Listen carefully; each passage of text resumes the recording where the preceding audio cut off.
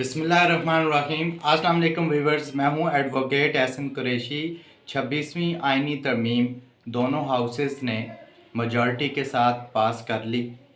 अब सदर पाकिस्तान ने उस पर साइन करने हैं और 26वीं आइनी तरमीम बाकायदा जो है वो नाफिज़ अल अमल हो जाएगी। 26वीं आइनी तरमीम के खद्दोखाल क्या हैं, कुछ अहम पहलुओं को हम डिस्कस करेंगे और ये भी डिस्कस करेंगे कि क्या जस्टिस मंसूर अली शाह साहब को ही चीफ जस्टिस ऑफ पाकिस्तान बनाया जाएगा या यह्या अफरीदी साहब को बनाया जाएगा। यह्या अफरीदी साहब को बनाया जाता है तो फिर क्या होगा, जस्टिस मंसूर अली शाह साहब और यह्या अफरीदी साहब का आपस में क्या ताल्लुक़ है, इसके ऊपर भी डिस्कस करेंगे।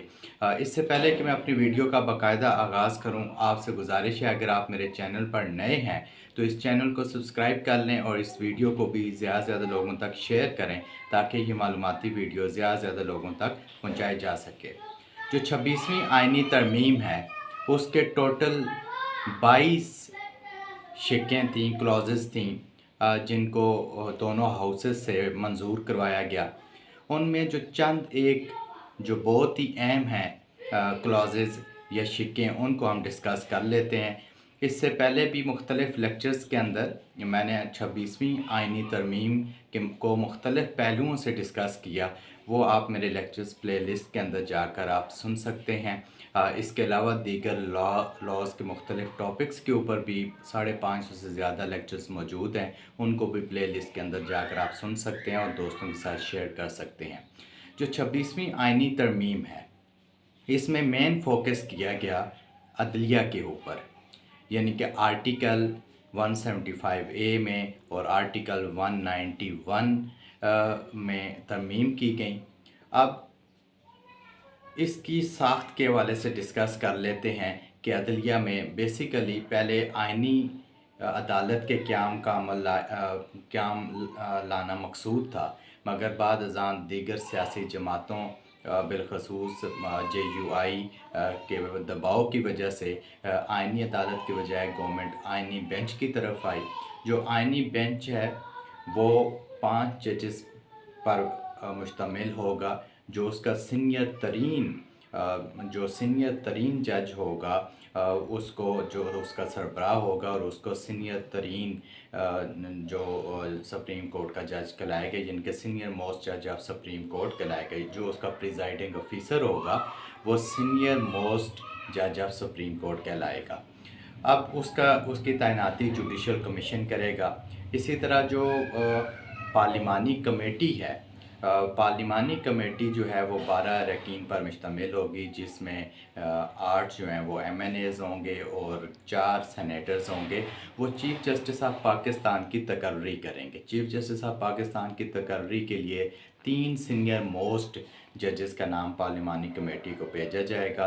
पार्लिमानी कमेटी उनमें से किसी एक पर इत्तफाक 2/3 मेजॉरिटी से इत्तफाक, यानी कि सिंपल मेजॉरिटी नहीं, 2/3 मेजॉरिटी से उस पर किसी एक नाम पर इत्तफाक करेगी और वो प्राइम मिनिस्टर को भेजेंगे और प्राइम मिनिस्टर समरी सदर को भेज देंगे। इसके अलावा और इस तरह चीफ जस्टिस ऑफ पाकिस्तान की तकर्री मुमकिन हो सकेगी। मौजूदा सूरत हाल में जो इस वक्त सीनियर तरीन जजेस हैं वो मंसूर शाह साहब हैं, मनीब अख्तर और यह्या अफरीदी हैं। जस्टिस मंसूर अली शाह साहब और यह्या अफरीदी साहब एक ही चैम्बर से हैं, उनकी एक ही लॉ फॉर्म थी, एक ही चैम्बर से उन्होंने प्रैक्टिस का आगाज़ किया, बहुत करीबी तल्लक है इनसे। इसलिए मेरे ख़्याल से गवर्नमेंट भी ये समझती है कि अगर यह्या अफरीदी को बना देते हैं तो वो यही समझा जाए कि वो जस्टिस मंसूर अली शाह साहब होंगे, चूँकि उनका बहुत ही करीबी तल्लक है, एक ही चैम्बर से उनका तल्लक है।